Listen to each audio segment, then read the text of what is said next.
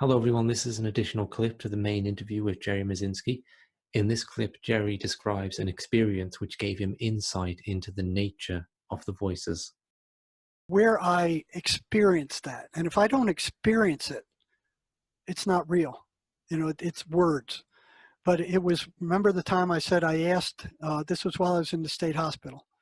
I asked and prayed. I said, you know, Lord, what are these things? Help me understand what these things are.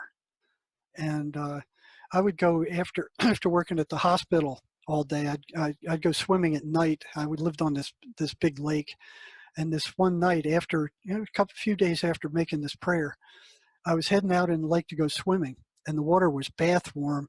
The surface was just glass smooth. The moon was out. It was just great, and I was in good shape. I could swim long distances without getting tired. So I started out swimming, and I was just stroking and kind of meditating on the strokes, you know, just kind of, you know, thinking, okay, I could do a little better on this one. And after a while I started getting tired, and I'm like, yeah, I wonder how far out I am. So I look up and I'm far, and I'm tired, and I'm too tired to make it back to the shore. But by then I'd been a certified scuba diver for a long time. The water and me were like this. You know, the water was a friend. It wasn't an enemy. And they taught us the survival thing where you put your hands behind your back, and you take in a deep breath, and you just float like a dead guy. And then when you run out of breath, you whip your head up real quick, you blow that air out, and you suck in another breath. And then you go back to floating like a dead guy again but when you blow that air out, you start sinking, and you'll sink below the surface a foot or two, and then you'll bob back up, you know, float on your face. And you just keep repeating that. It takes hardly any energy. You can do it forever if the water isn't cold. And the water that night wasn't cold. So I look up, and I'm far from shore. I know I'm too tired to make it back. I need to rest up. There's nothing to rest on. You have to rest while you're in the middle of the lake. And here comes this thought, and it goes, hey, you know, you're out at the lake. You're far out. You're too tired to make it back. Lights are starting to go out on the shore. You know, and what was it? There was some other thing. There were three true things it said, and I'm kind of like, yeah, so what? There's no big deal. And then it goes, and you're going to drown. So here's a yes set. It's thrown against me. And I'm like, my own mind is throwing a yes set against me, trying to convince me I'm going to drown. I'm like, where did that come from? You know, I'm out in the middle of the lake thinking about this. And that's weird, you know. So I'm not going to drown. What are you talking about? So next time I go down, I'm sinking. And then here comes the voice again when I come up. It's like, well, you see, you were sinking toward the bottom. And that repeats those two things again.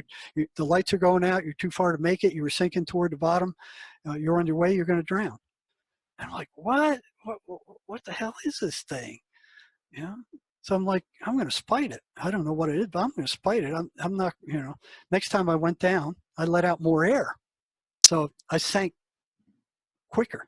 So you hit something called the crush depth, where the pressure of the water crushes your lungs, and you're no longer buoyant, and your descent speeds.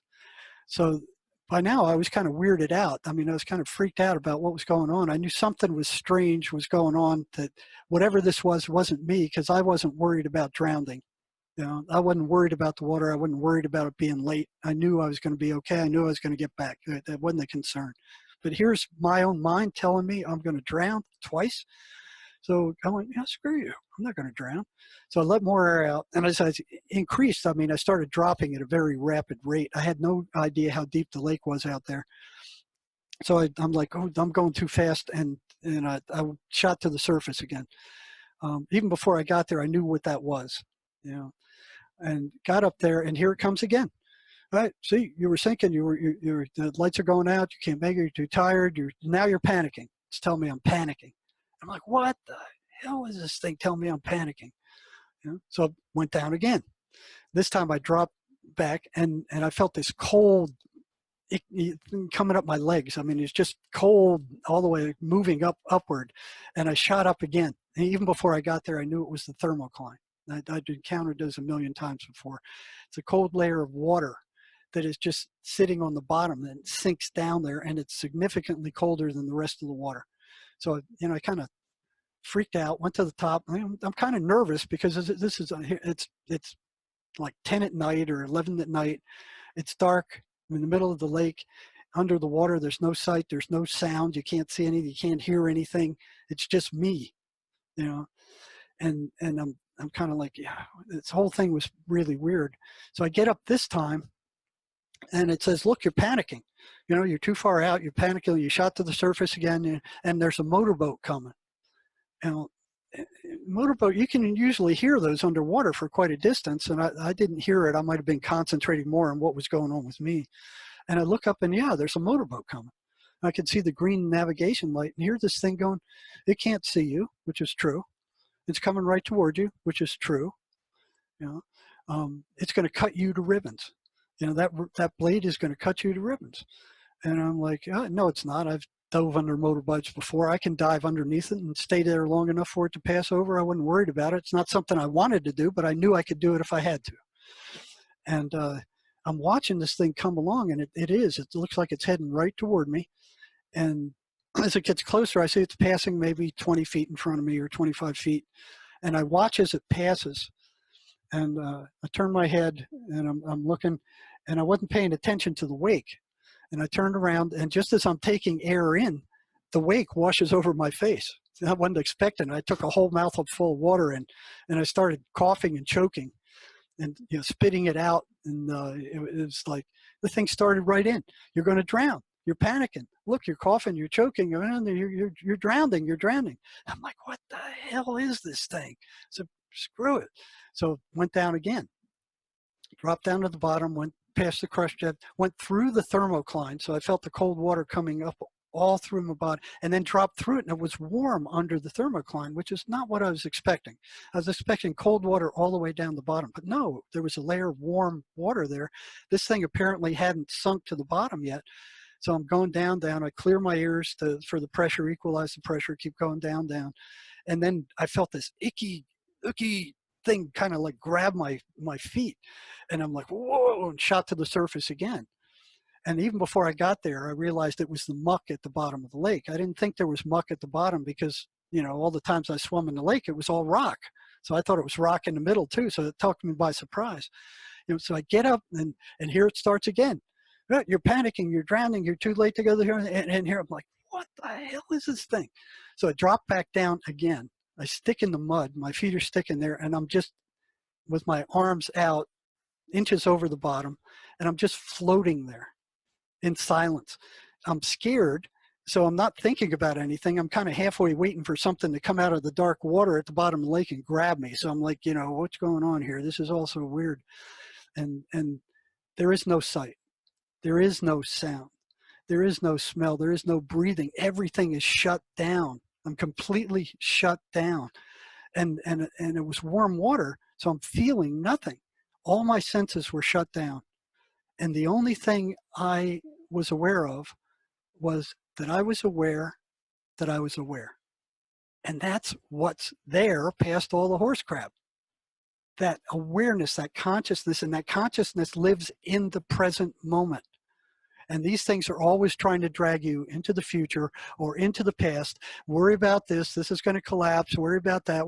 Can you pay the bills? And in the past, oh, you did that wrong thing. You hurt that person. The present is the only time you can live. Now, that wall of thought that is constant revolvingly telling you who you are, telling you what's going on, over and over again. You already know what's going on. You already know these things. Why does it have to keep telling you this over and over and over again? So the battle is to shut that down. And that's what Carlos Castaneda repeated over and over and over again, is that once you stop the internal dialogue, the whole world changes. You become present. You can now experience the world as it is and not how you think it is. So it becomes a process of widening those gaps between the thoughts. So, I spend a lot of time tracking my thoughts, and then when they end, there's this little period of silence, and I'll think, well, what were you thinking about? And it's garbage. It's absolute garbage. 90% of it is, yeah, well, you did do that. It's just freaking garbage, or it's fearful thoughts, or what's going to happen here, or what's going to happen there. It's a process of widening that gap and the silence and staying in the present. And that's the only place you can be. And as long as the television is blaring, there's war and worry about this and worry about this. I mean, you're being programmed constantly, by everything around you, the banks, the news, everything. And that affects how you think. And look at the world. Look at the mess it's in. Look at the mess it's in.